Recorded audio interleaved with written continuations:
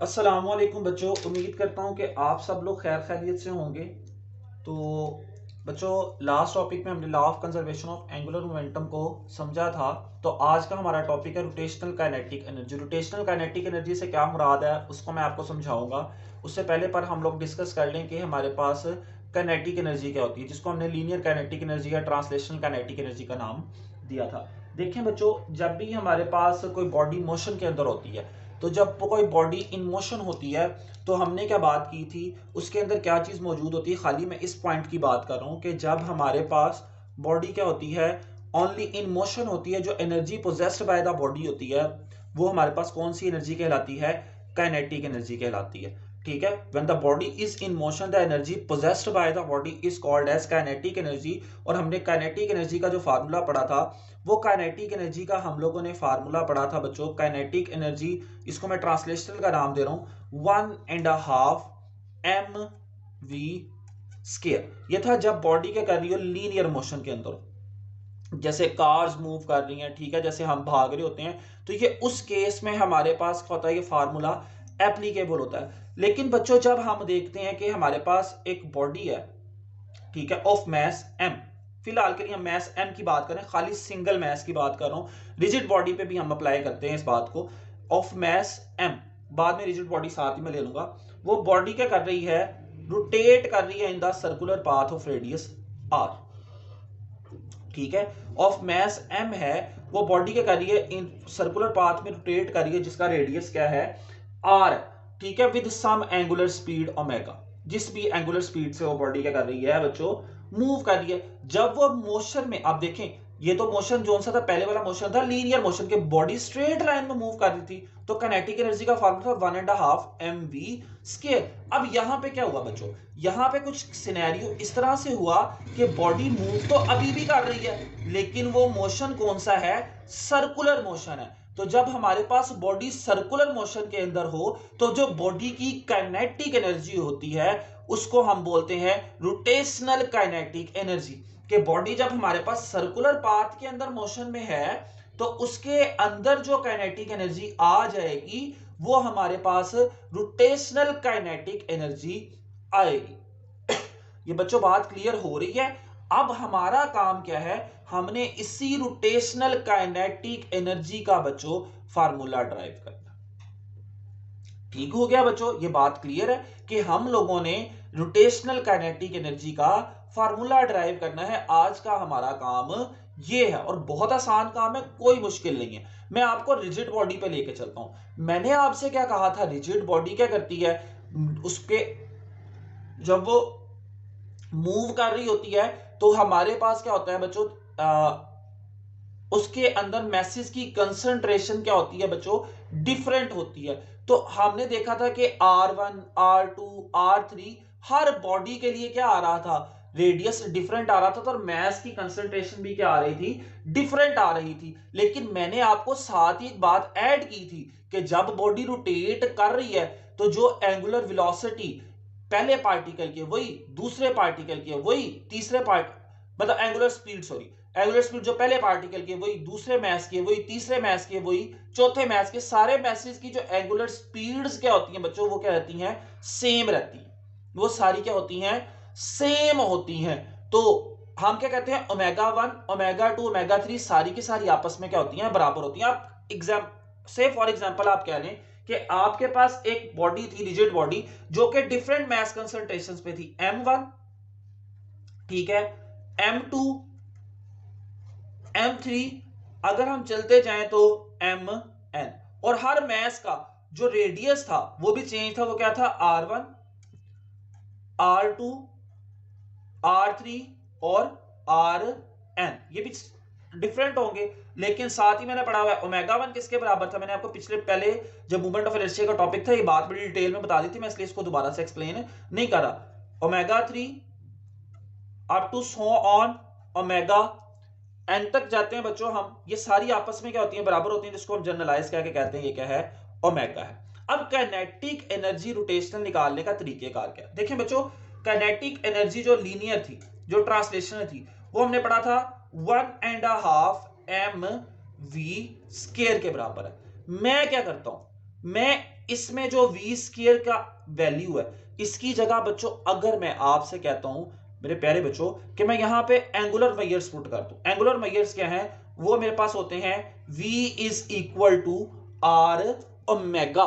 Angular measures की term में लिख लूं तो जो हमारे पास काइनेटिक एनर्जी आएगी, जो हमारे पास, अब ये तो ट्रांसलेशन थी, अब ये रोटेशनल में चेंज हो जाएगी, इसको मैं रोटेशनल का नाम दे देता हूं, ये किसके बराबर आएगी 1.5 m r square omega square. यही बात है बच्चों, m r square omega square के बराबर आ जाएगा।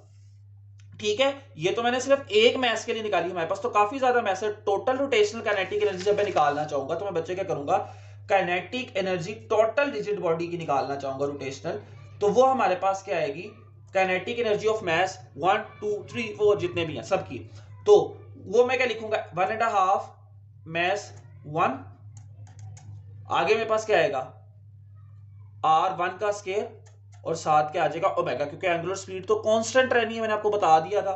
इसी तरह से 1.5 m2 r2 square omega plus up to so on 1.5 mn rn square और साथ क्या लिख दिया ओमेगा लिख दिया। अब देखिए 1.5 एंड ओमेगा के ऊपर स्क्वायर भी था बच्चों, तो ये देखें पीछे स्क्वायर था तो मैं नहीं लिख रहा था। अब मैं क्या करता हूं 1.5 ओमेगा स्क्वायर कॉमन ले लेता हूं। 1.5 ओमेगा स्क्वायर जब बच्चों में कॉमन लेता हूं तो मेरे पास क्या सिनेरियो बनता है, ठीक है 1.5 और साथ ही ओमेगा स्क्वायर मैं इस तरफ कॉमन ले लेता हूं कि ओमेगा स्क्वायर भी मैंने क्या निकाल लिया है कॉमन, तो क्या आएगा m1 r1 square plus m2 r2 square plus up to so on mn rn के ऊपर क्या आ जाएगा बच्चों स्क्वायर आ जाएगा। कुछ इस तरह का सिनेरियो हमारे पास क्या हो जाएगा बच्चों क्रिएट हो जाएगा। अब ये वाले फार्मूले की तरफ गौर करें, क्या ये हमारे पास movement of inertia of the rigid body नहीं था, तो ये हमारे पास क्या आ जाएगा बच्चों movement of inertia of the rigid body आ जाएगा 1.5। इसको हम पहले डिफाइन करके आए हैं, कहते हैं तो मैं लिख देता हूं, मैंने आपको समझाया था समेशन, दो लिमिट्स लगाई थी हमने i से n तक mi ri के ऊपर स्क्वायर कुछ इस तरह से, और ये हमने कहा था movement of inertia of the rigid body है, तो यहां पे हम लोग movement of inertia of the rigid body लगा देंगे 1.5 i ओमेगा स्क्वायर लगा देंगे। ये काइनेटिक एनर्जी रोटेशनल का फार्मूला है। अब हम इसको कंपेयर करते हैं लीनियर वाले से, ट्रांसलेशनल वाले से, तो देखते हैं क्या हमारा जो मैंने फार्मूला आपको पीछे बताया कि हमने लीनियर क्वांटिटीज को एंगुलर क्वांटिटीज से चेंज कर देना होता है, क्या वो एप्लीकेबल होता है रोटेशनल के लिए। हमारे पास आता है 1.5 i ओमेगा स्क्वायर, और जो हमारे पास काइनेटिक एनर्जी ट्रांसलेशनल के लिए बच्चों आता है वो आता है 1.5 mv स्क्वायर। तो देखें जो काम लीनियर मोशन में मैथ करवाता है वो angular motion movement of inertia कहलाता है। हमारे पास लीनियर वेलोसिटी एंगुलर वेलोसिटी से चेंज हो गया, 1.5 कांस्टेंट वैसे ही मौजूद है, तो वो फार्मूला इस फार्मूले पे भी हमारा एप्लीकेबल है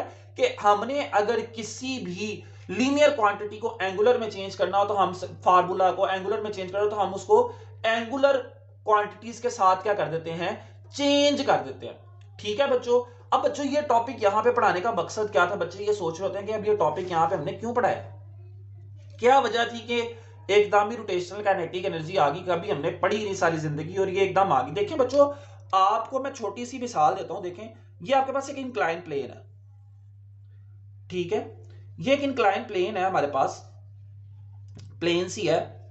अब इस इंक्लाइन प्लेन पे मैं क्या करता हूं एक अपनी आप कह रहे टायर रखता हूं, यहां पे मैंने अपना एक टायर रखा,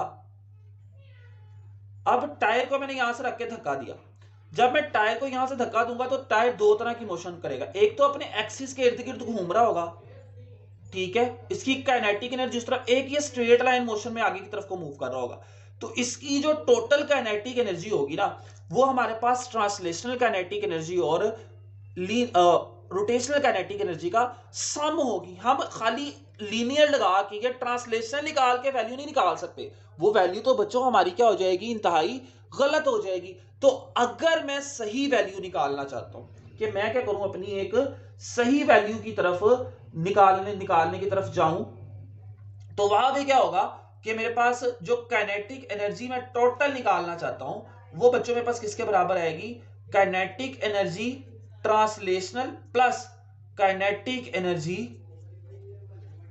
रोटेशनल। ठीक है बच्चों, वहां पे ये हमारे पास क्या आएगी, काम आएगी। तो इसका काम हमारे पास बच्चों अगर आप देखेंगे हमारे फ्लाई व्हील्स में होता है, आप अपनी बुक का लास्ट पैराग्राफ पढ़ेंगे, वहां पे इसका जो हमारे पास प्रैक्टिकल यूज है रोटेशनल काइनेटिक एनर्जी का बड़े वाज़ेह अल्फाज में लिखा हुआ है। तो बच्चों आज का टॉपिक हमारा सिर्फ यहां तक ही था, बड़ा आसान टॉपिक है, इसमें कोई मुश्किलात नहीं है कि हमने रोटेशनल काइनेटिक एनर्जी किस तरह से पढ़ा। मैं इस टॉपिक को एक दफा आपके सामने दोबारा से एक्सप्लेन कर रहा हूं और फिर हम अपने टॉपिक को वाइंड अप करते हैं। तो हमने आज का जो बच्चों हमारा टॉपिक था वो था रोटेशनल काइनेटिक एनर्जी।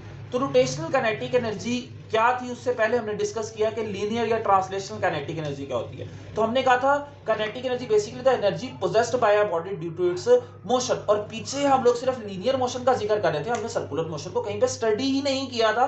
तो जो हम काइनेटिक एनर्जी डिस्कस करके आए थे वो लीनियर काइनेटिक एनर्जी डिस्कस करके आए थे, which is equal to 1.5 mv square के फार्मूले में आती है। फिर मैंने कहा कि आप थोड़ी देर के लिए इमेजिन करें हमारे पास पार्टिकल ऑफ मास m है, आपकी बुक में इसको mi लिखा हुआ है, उसके रेडियस को ri लिखा हुआ है। मैं आपकी बुक के लिए आज से भी बात कर देता हूं। चले तो यहां पे mi और यहां पे उसने क्या लिखा हुआ है, ri लिखा हुआ है बच्चों। अब वो पार्टिकल क्या कर रहा है, कांस्टेंट एंगुलर स्पीड से जो हमारे पास क्या है ये मूव कर रहा है, ये हमारे पास क्या कर रहा है, ये मूव करते जा रहे हैं। ठीक है, तो मैंने आपसे क्या बात की थी कि ये तो एक पार्टिकल का केस था। रिजिड बॉडी के केस में जब मैंने आपको मोमेंट ऑफ इनर्शिया का टॉपिक पढ़ाया था, मैंने क्या कहा था, तो हमारे पास रिजिड बॉडी होती है वो डिफरेंट मास कंसंट्रेशंस पे होती है, m1 m2 और r1 r2 rn तक हम लोग ये बातें करते रहे थे। वहां पे मैंने कहा था जो हमारे पास एंगुलर स्पीड एक स्पेसिफिक पॉइंट पे सारे मैसेज की सेम होती है। ठीक है, आगे जाए तो अगले पे भी क्या होगी, सेम होगी। तो इसका मतलब है कि हमारे पास यहां पे भी एंगुलर स्पीड जब बॉडी मूव कर रही है सर्कुलर पाथ में क्या रहेगी, सेम रहेगी।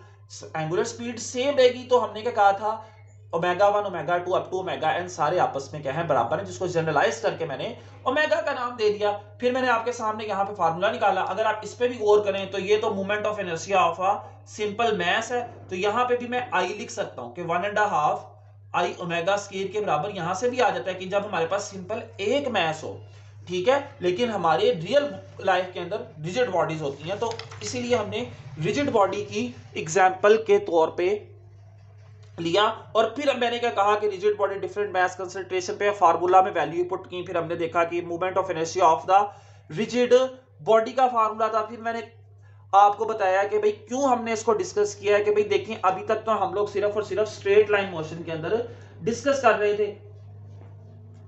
तो अब हमारे पास क्या कहते हैं, कहीं पे भी हमने रोटेशनल मोशन को, सॉरी लीनियर मोशन को डिस्कस करते, कहीं पे भी हमने रोटेशनल मोशन को डिस्कस नहीं किया था। जब हमने रोटेशनल मोशन को डिस्कस नहीं किया था तो अभी तक फिर हम उसको रोटेशनल काइनेटिक एनर्जी को भी नहीं लाए। फिर मैंने आपको बताया कि किस वजह से, किस तरह से अगर मेरे पास कोई टायर ऊपर से मूव करके नीचे की तरफ को आ रहा हो तो उसके अंदर दो तरह से दो एनर्जीज का सम लेते हैं हम लोग। तो यहां तक बच्चों आज का हमारा क्या था, टॉपिक था।